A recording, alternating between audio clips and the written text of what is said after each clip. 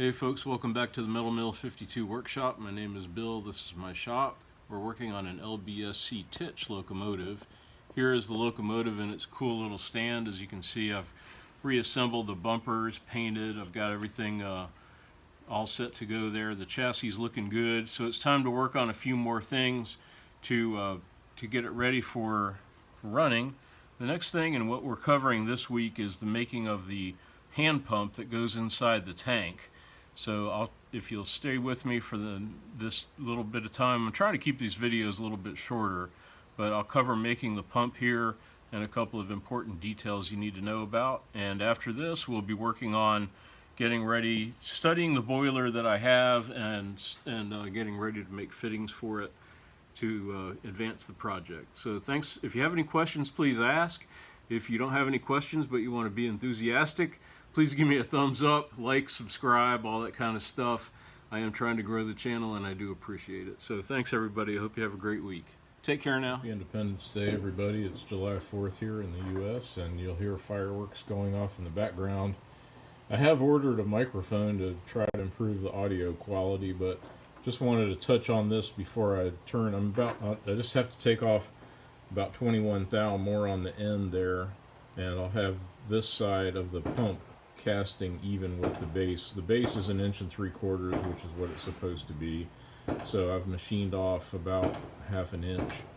I'm glad I didn't saw the ends off because you need something to grab it with in the lathe. So after I finish cutting this, taking off that final 21 thou, then I'm going to center drill it and ream it for the 3/8 inch pump ring. The final cut. Round nose tool in the lathe, bronze workpiece. I'm going to back it all the way out and see if it'll clean up the little edge of the base there. There we go. I hear that little interrupted cut. Let's see what it looks like. Nice.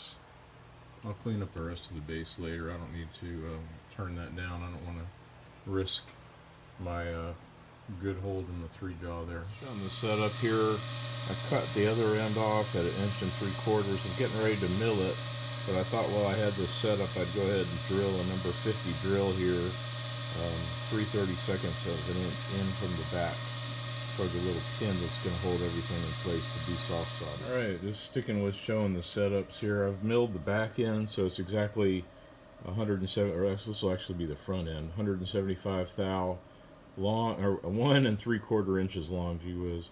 And then I just milled the sides of this tang here to make it a total of 3/16 of an inch thick. I think I'm going to make mine a little fatter than the plans call for.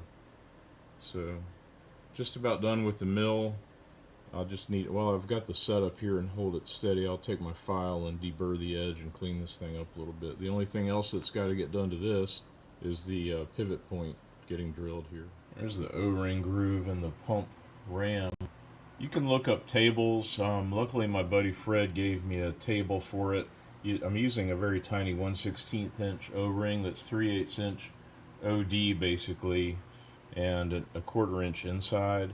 But the whole thing with O-rings, you'll see when you look up the table, it's wider than you think, and the full depth basically. So it gives room for compression and just enough room for the O-ring to work. There's different tables for reciprocating ones and for stationary O-rings, but this is wider and just deep enough that it works for the reciprocating. Hey, just I didn't show all the other parts, but obviously I've made the handle and the little connecting links here.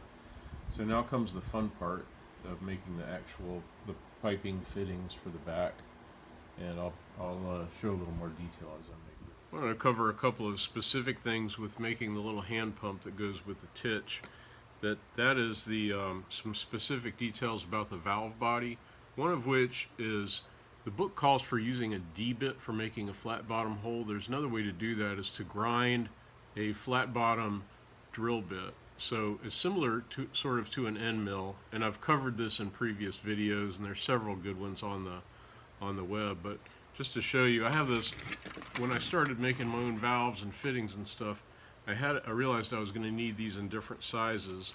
So I actually had a set of old black oxide drills that are perfectly good drills, but I dedicated this particular set to flat bottoms. So I've modified several of these. Whenever I need a new one, if I haven't made one already, I just use one from this set. And so I've got it noted on here. I keep this in my toolbox, so I've got my flat bottoms. So that's one thing. The other thing that you do need to know is using a ball bearing, and not the one that you're going to use, to make a seat for the where you make the flat bottom hole.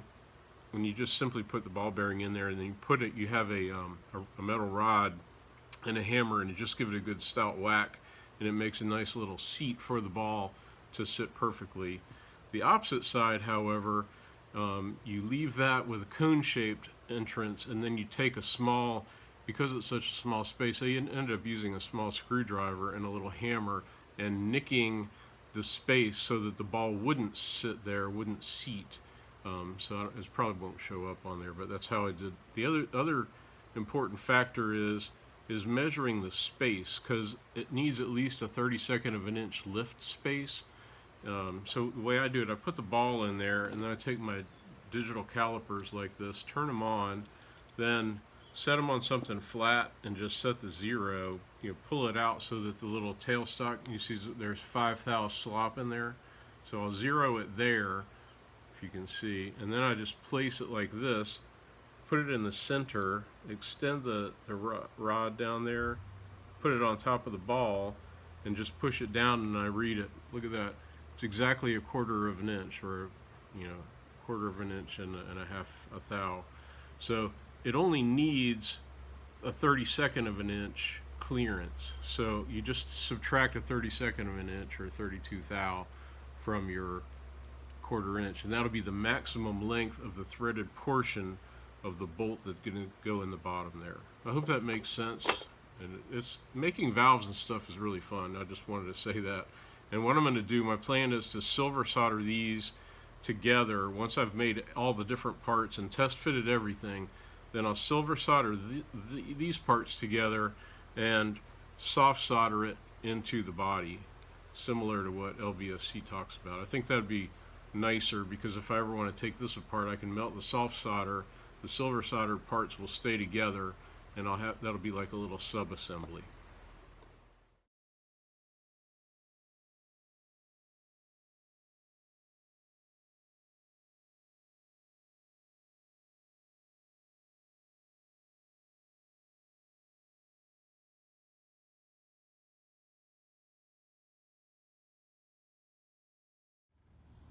Just took this thing outside to wash it off, and after I've cleaned it and scrubbed it, but you can see a nice bead from the soft solder there. You can see the little 256 brass screw that I put in.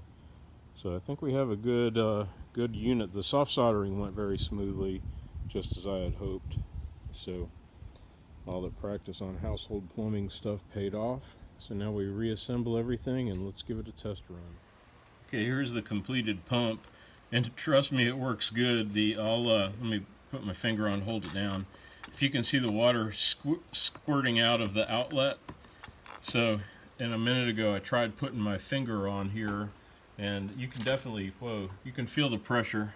Maybe you probably saw some of it spray up and hit the camera screen. So anyway, I think the pump is finished. Works good, looks good. I do need to cut off the handle and make the little handle extension so that it'll fit in the tanks.